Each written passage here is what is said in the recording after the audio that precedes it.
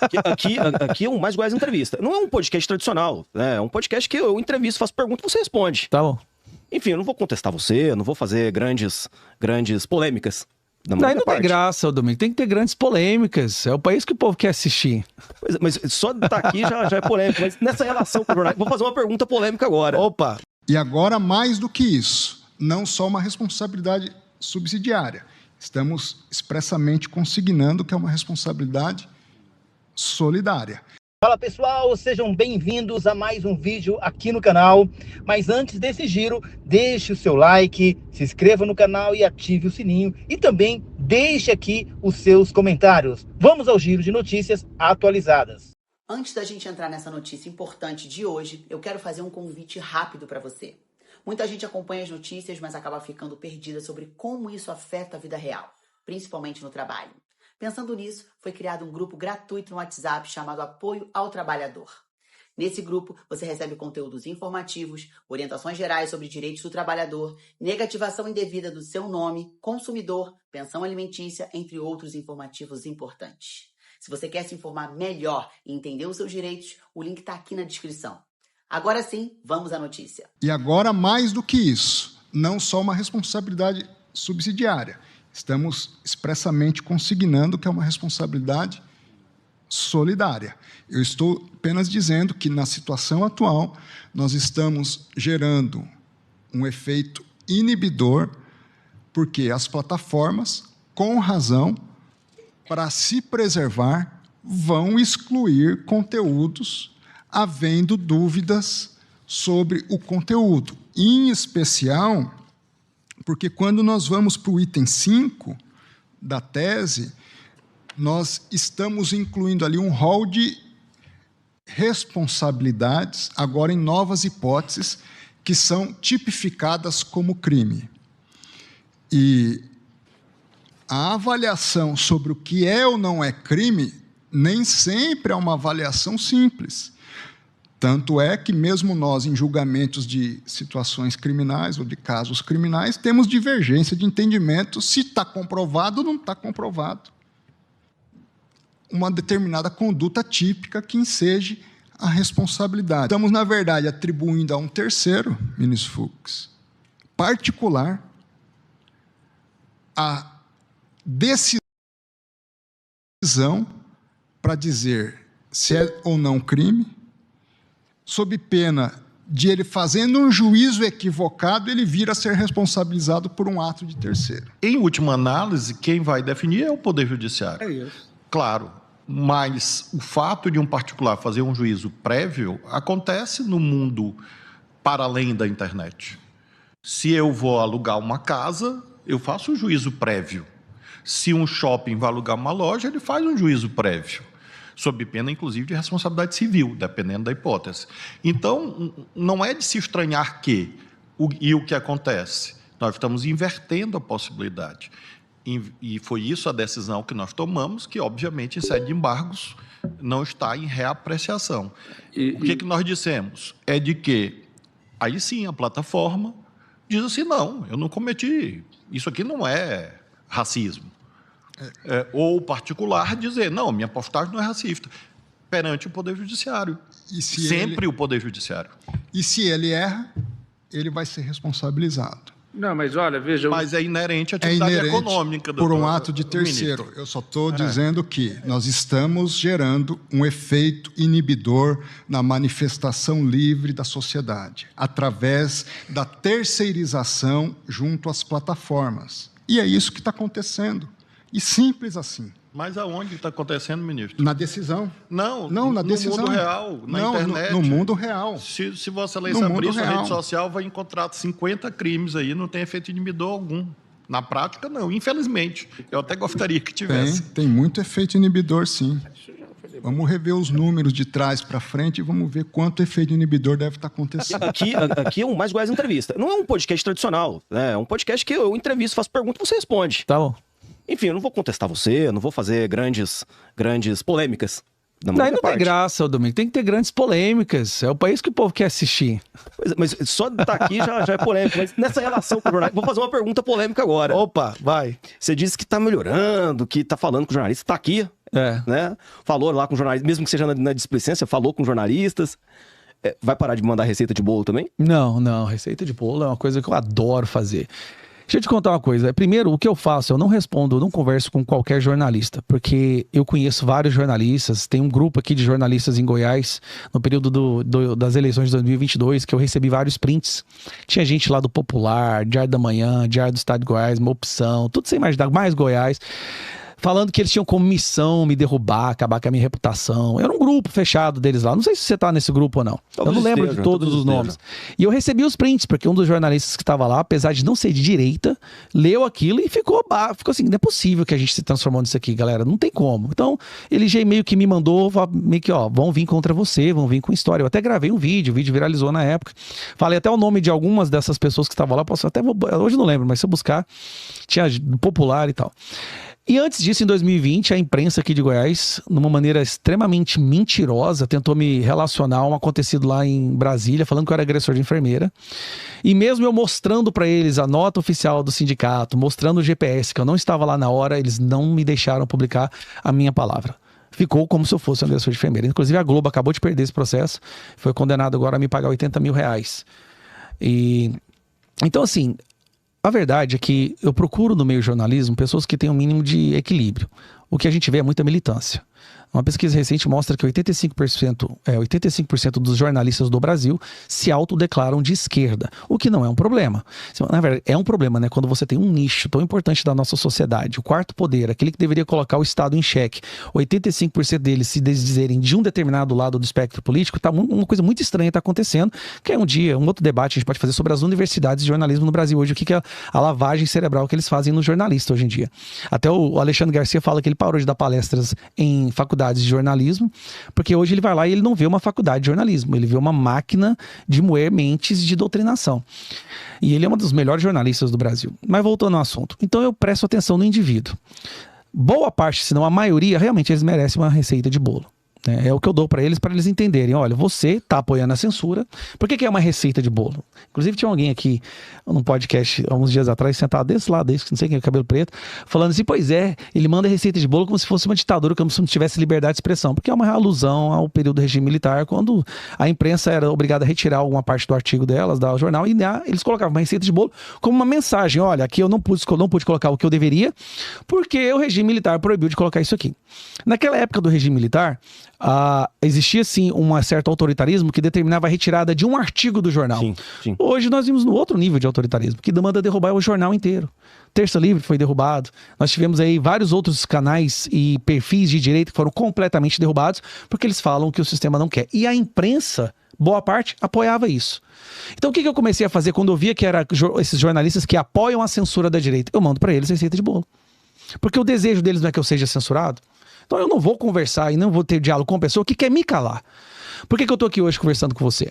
Eu já vi você em vários lugares, em vários eventos, e você trata as pessoas com respeito. Eu sei que você não é do meu lado do espectro político, mas você tem aquele discernimento de separar o momento em que você veste ali a sua armadura de jornalista, você entende que, olha, eu vou tratar as pessoas com respeito, mesmo que eu discorde completamente do que ela fala, porque a sociedade merece ouvir o que ele tem a dizer. Isso, é por isso que eu tô aqui hoje. Então eu não mandei. Não sei se eu já te mandei receita de bolo já. Eu acho que nunca. Não. Tá vendo? Eu gostei de você de foi amor à primeira vista, Domingos. Que isso? Olha, declaração polêmica. Deputado federal bolsonarista declara amor a jornalista. De esquerda. Não que eu. Enfim. Aí ele acabou de admitir, tá vendo? Uma nova polêmica. Acabou de admitir que é de esquerda. Mas, Domingos, isso é ótimo. Você acabou de admitir que é de esquerda. Mas você pode estar na sua cabeça pensando coisas. Você pode estar pensando coisas horríveis sobre mim na sua mente agora. Não tem como entrar aí nisso. Mas você se esforça a manter o profissionalismo no diálogo. Se todo mundo fosse assim, ninguém ia receber receita de bolo. Mas talvez não seja mais simples. 2 frasezinhas? Não vou responder. Não, é mais simples receita de bolo, porque é copia e cola. E aí não eu já deixo ela preparada lá, já tem um negócio preparado que eu vou lá e copio. Você já fez essa receita na sua casa? Não. Nunca fiz. Tem que fazer. Você fez... Pô, isso aí é hipocrisia, né? Não, eu mando a receita de bolo e não faço. A receita de bolo, mas tem que fazer lá na sua casa. E é bom que... Não, e tem uns jornalistas que eu mando receita de bolo de maconha ainda. Tem uns jornalistas que eu sei que são maconheiros, eu já mando receita de bolo de maconha. Eu sei que é o bolo que ele gosta. Essa é polêmica, hein?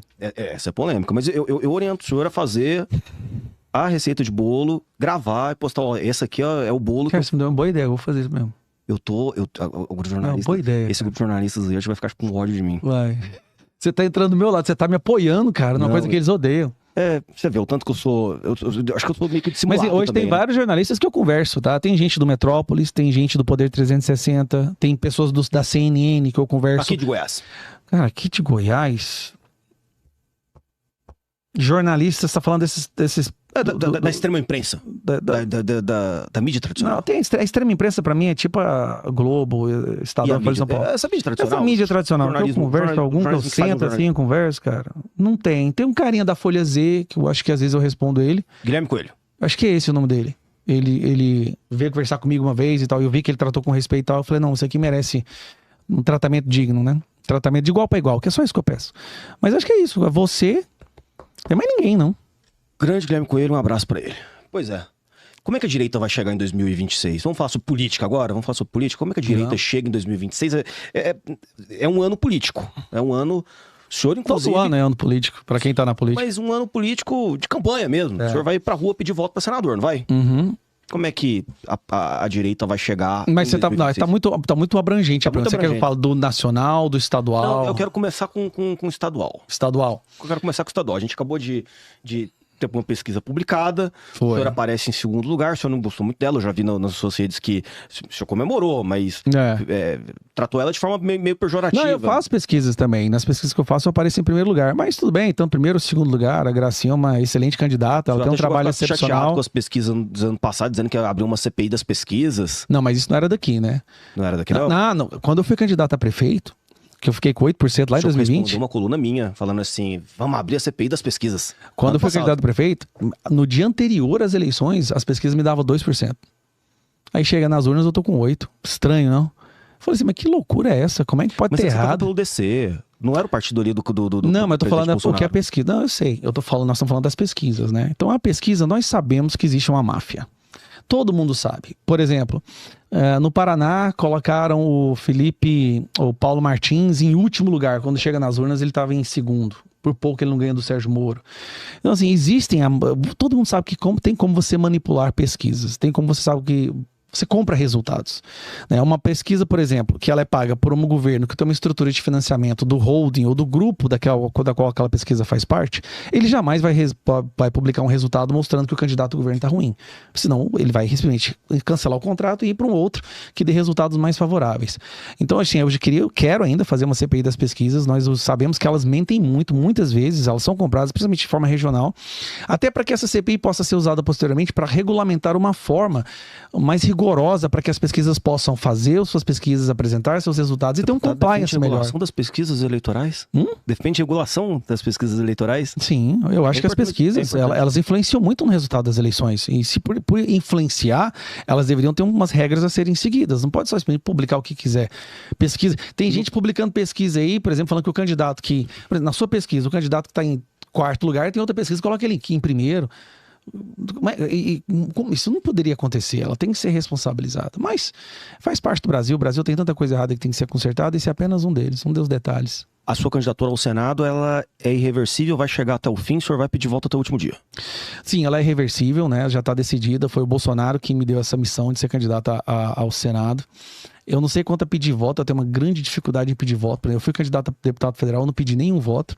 Eu acho, não sei o que acontece, eu chego nas pessoas e eu falo, olha, esse é meu nome, me conheça, se você gostar, me apoia, chega lá, vê se eu sou digno do seu apoio e tal. Mas a gente vai começar, vou ter que ir, né? Porque agora é muito maior, né? Ser candidato a Senado é um outro nível, uma outra esfera. Então, eu vou ter que me adaptar a isso aí. Mas sou candidato pelo PL aqui no estado de Vai ter Goiás. que ter um contato maior com a imprensa. Não precisa não. Acho que não precisa ter contato maior com a imprensa, não. Eu acho que eu tenho... Mas vai ser um senador que Domingos, vai ficar... vamos lá, você quer entrar no assunto da imprensa de novo, deixa eu lá. É normal? Primeiro eu pergunto, por que todo político é obrigado a falar com a imprensa? Eu vou te perguntar, por que existe essa percepção do mundo jornalístico que o político ele é obrigado a falar com a imprensa? Por quê? O repórter, ele foi formado para isso, justamente para informar. Mas a sua formação não obriga a pessoa a ter um comportamento. Eu sou médico, então você é obrigado a vir tratar comigo. É uma pergunta, por que na percepção do jornalismo, o candidato ou político, as pessoas em comum, o empresário, eles são obrigados a responder? Ele não é obrigado, ele fala se ele quiser. O senhor tem a opção, o senhor fez uma opção Mas de eu não... sou condenado pela imprensa de Goiás por escolher não falar. O senhor tem uma opção de não falar. E sou condenado. O outro aqui estava sentado aqui, a semana passada, me chamando de moleque. Por quê? Por que para aquele cabeludo que sentou aqui, o maconheiro, ele pode me chamar de moleque porque eu escolhi não conversar com a imprensa? Por que eu não posso ter o direito de escolher e selecionar com quem eu converso? O senhor está se referindo ao Pablo Costa? Tô.